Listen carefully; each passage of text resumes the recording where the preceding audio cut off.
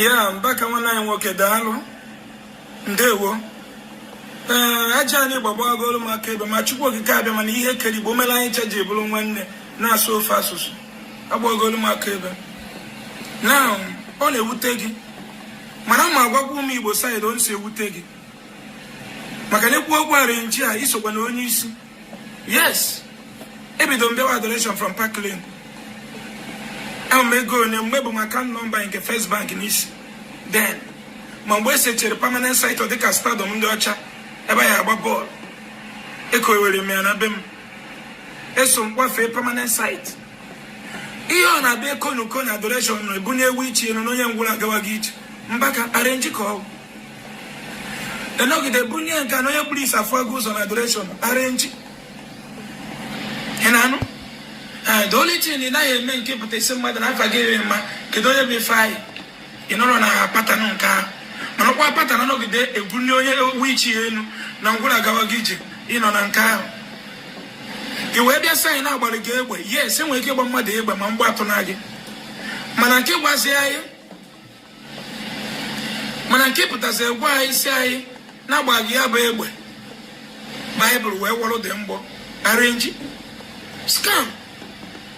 Atụkwasị AK-47 Bible wee wọrọ dị mbọ asị n'anya anọ m na sick bed wee na-eme vidio ya bụ ụlọ m ihe arụ na mbịa so n'ọgwụ na arụsị treatment mpụta echi nso onye Igbo na amadụ ha na-agwọ ya ma ọ na-arọbụ na-agụ na-agwọ ya ihe ndị nna nna ya gwara ya na-agwọ ya bụ gịnị ndị dibịa nke ndị oyibo kpọrọ dọkịta. Now Mbaka a na-eme ihe niile na adoration gị na onye ngwụrụ agawa gị ije ejetesi m ike wee jụọ gị onye itikuku ewu abụ m ọgọ gị nwoke ana m anụ nwaanyị n'ofe iyi ọ dị very close to your house. Now at this moment onwere onye amata onwere onye ofe iyi onwere onye ugwu na agbọ onwere onye ama okoro the whole village isi mere ikpe ekiritiku dalụ ngwụlọ okpuru isi gị nwa bụ Mbaka kpegoro ekpere ka ọ fụba ụzọ ma okpele ekpere dara ngwụlọ ka ọ gaba ije till date. Mana abịa na itikuta anụnwasị ke ndị na-agba ọkada igoyere machine ha ka nkụ ke ndị dash goro ego ha ka nkụ.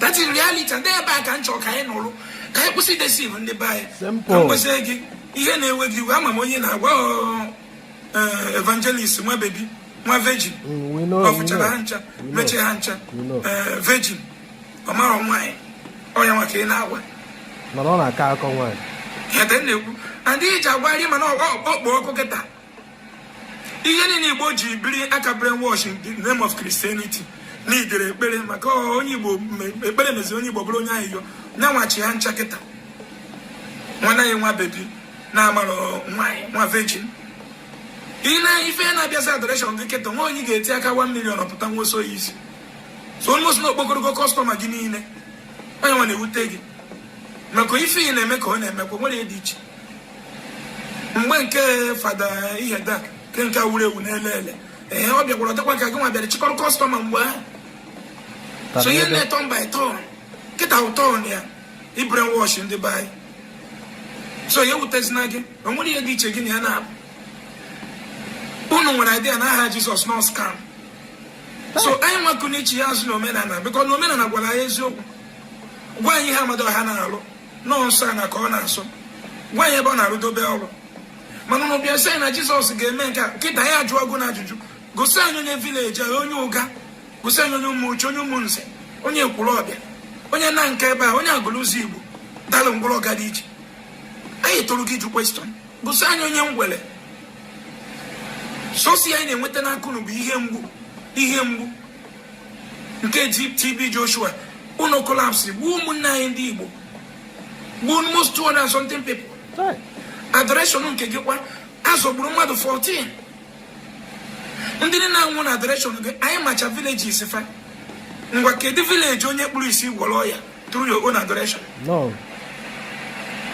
kedu onye ntara ngwụlọ imere ka ọ gaba ije maka ihe na-enwe na adoration gị azọgburu that time anyị macha villages ya gosi anyị village onye nke ikpere ekpere dara ngwụlọ ọ frustration eme ndị ojii unu ekpere ihe ekpere ha nweta ihe omechasị na ekpere unu kpere scam onwere ihe ọ na-arụ anọ m n'ụlọọgwụ kịta don't pray ana m ekpekpere ka ọ gwụrụ ọrụ no emego m test medical report suggest go why agba m ata boy go me agbachere ni ande ma mgbe na emem test ka nche obi n'aka maka lungs meba ni na-egbu m si abụkwa na kidney problem emem kidney function test ọpụta kidney ma dị clean nkutugodo maka ma ọ bụrụ kidney na nwoke agbajebe nje zuo ike need m transplant as possible after 10 years of fail when bidokwa n'isi no ndị ewe ebe m nakpo ụlọ nje na ọnọbi ndị iche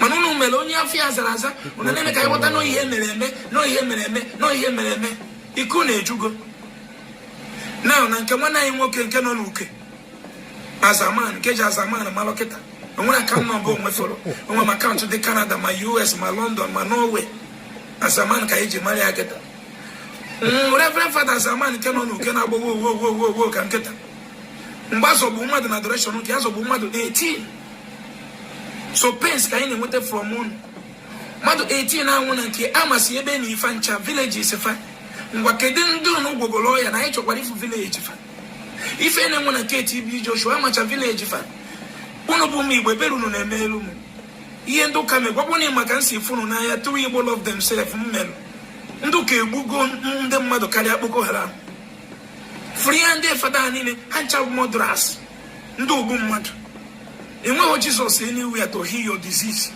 to solve your problem ọ bụla mmadụ asolve ọrụ gị nakwa as simple as that. In ano problem ọ bụla and marakwa no tansi no no ọgwụ kịta na ebe a n'anya enwere level sickness a na-etriti dobe na Nigeria okwu nwere idea Nigeria nwere level of sickness a yi emedobe ị nwere ene nke karịa nke mmadụ onye n'ime anyị ji ege fly out ọ bụ na isi na community na country bụ na-enwere level sickness a ga-agwọtanwu n'ọbụ na ọ gafe oruru ya n'otu anọ iwu ga-eje control ọzọ ka m gwa gị ibe useless human being.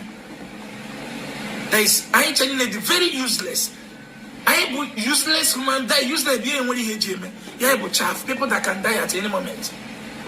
When I go to Utela, Mumu na no bodo ibu. Kahamani job bodo ibu bro miracle. I know why nearly 3 times in a day. Kaiman I just do opportunity with the money. Kitika I see unite to my Kaibuni to Muna and they down through the DNA silike. I want to be doing an abuse, so I don't walk. Oh yeah, cook up with see me. Okay, we see na time we young youth na bambi. We are bunny to move. Raw school, poor people na go. Raw hospital, one blast is everywhere.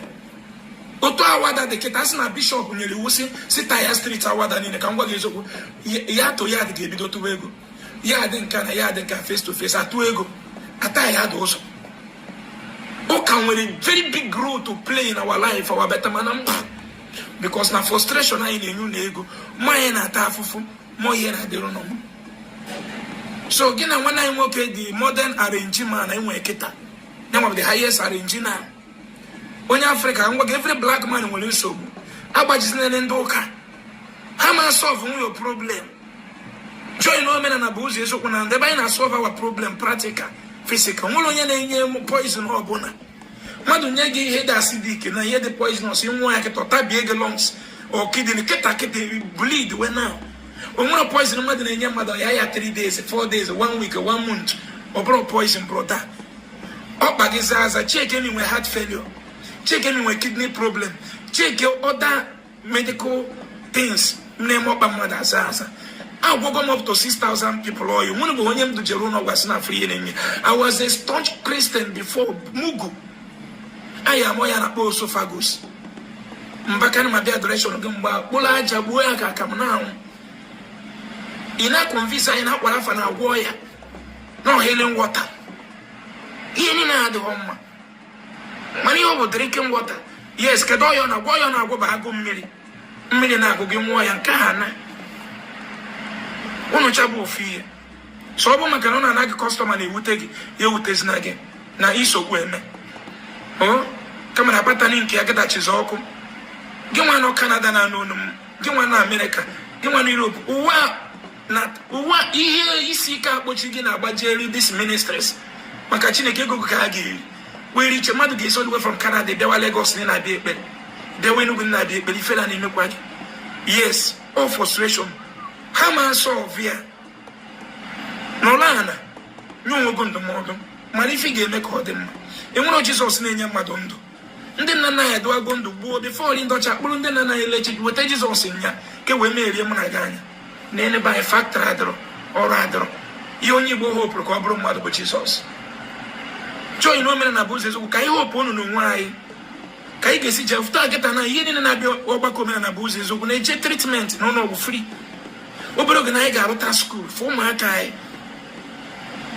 ebe ụzọ na-adịghị ọma ya pụta protest ka gọọmenti rụọ anya bụrụ ọzọ ekpuchi ụzọ n'ọbara Jizọs ụdị ha adọrọ so ka ọ ka bịa ebe a sọsọ ihe mgbu ka anyị nwetago n'aka ndị ụka o nwere ministri nke collapse kwa na Asaba last year tigbuo ihe niile n'ebe ahụ ka ụlọ ụka dadoro ha ncha arọchwazi ha hospital na if hospital is the solution gịnị ka ha nọ n'ekpere ma Wednesday ndị nne na-anwụ na nke TB Joshua nke ha agago ndị azọgbu na adoration nke Mbaka nke ha agago nke azọgbu na nke Ebube Mmụọ Nsọ ndị anyị na-agago ụmụ Igbo mụrụ anya solve all your problem onye ọna na-eji ayọ split ayọ ka o nweta ego bụ uhe ya ihe bụ chaff because ego a bụ mmadụ ibe gị na-eme isi kemikal eji produce ya nwanne m wetu obi anya chi ọbụla ga-enye m ego taa nwa afọ Igbo ewere ọkpasị ebe a na-eji rope chi ahụ bụ ọkụ chi ọbụla ga-enye m milionia today nwa afọ Igbo na-ere pure water with afọ ime ụdị chi ahụ bụ ọkụ ego anyị na-enweta by opportune ihe na-eme ka ego zuo the whole citizen bụ gọọmenti ihe anyị chaga na fight for a good government Jizọs enwe anything ọ ga-alụ ikpeche n'aha Jizọs ị ga-eso m change dollar 1,005 n'aha Jizọs ị ga-eso m gba fuel 650 mụrụ bụ na ya ejikọ onwe ya ọnụ we talk to ndị mere ihe niile aja galọn ọ mmadụ ibe mụ na gị mana agbasasara anyị ndị Yoruba bụrụ chọọchị bute na Igbo na-evukosi ego ndị Igbo ndị Rom vute chọọchị na-evuru ego anyị na-ana omenala bụ ụzọ ezokwa bịa akwa di ya ka anyị generate ego n'ime onwe anyị mezie ebe anyị mezie ebe anyị emezigo m Igbo agwụgo m ndị Igbo ọya I love you from unu n'anya so much onwere onye ga-anọ ndị amaghịchi n'Igbo gị nwa na ha asị isi n'aha Jizọs nwanne bọsọ ya ga-atụ gị bọsa ga-eme di gị test asị na onwe kidney problem nwanne jee chụọ akwa white bọsọ nwa gị ga-enwe kidney failure nwunye gị chụọ akwa white wadobe weta akpati asị gị na aha Jizọs na ọma mbịara gị asị ihe anyị ga-eme bụ mmadụ ọbụla dị ndụ na-eri nri otu a ka ọ ya dị ife anyị na-eme n'omenala bụ ụzọ eziokwu nji agbarụ mba ka anyị nwee standard hospital gas ọya ahụ bịa eje triti ndị ọcha ekwipụrụ dia line jee na Texas today jee na California jee na Manchester na UK today ekwipụgo villages fa mmadụ na ọya ga-abịa bịara ya na ambulance kpam ewepụta ọya n'oge ide ndụ nke a bụ ndị ụka werigide anyị nwụọ because of poverty before abịa na ego ịhụ reverend father before abịa na ego ọ na-adị family ego n'iji ụgwọ iji ụgwọ means what oke na-adị voluntarily asị na iji ụgwọ ngwa anyị kpacha nwa 20 something years more because of poverty igoro ji na ọkụkọ jee tụọ mma mmanụ n'ụka ọga ihe bụ slave mepee na anya ụmụ Igbo so pens ka anyị na-enweta from ndị ụka mmadụ na-eke bụ na nke TB Joshua mmadụ na-enwe na nke Mbaka onye enwe na nke Ebube Mmụọ Nsọ ihe niile anwụ na anyị masị ebe na-efa ha gosike na anyị ofu onye dara ngwụlọ okpuru isi n'obodo anyị baa n'Igbo ha gwọrọ ya na-atụsi ozi a ana m ha agwa gị okwu a anaghị eti mkpa eji erizi na n'ọrụbeghị iwepụta ụtụ dịwọlọji gị ọfọ jee gbawa mbọ ọnwụnwa bịara gị follow the due process solve onye ka ọ dịrị anyị na mma na eke n'afọ na nkwọ si na ha Chukwu oke abịa na ndị mba na ndị egede ise ọmaka merụ m Igbo n'alụ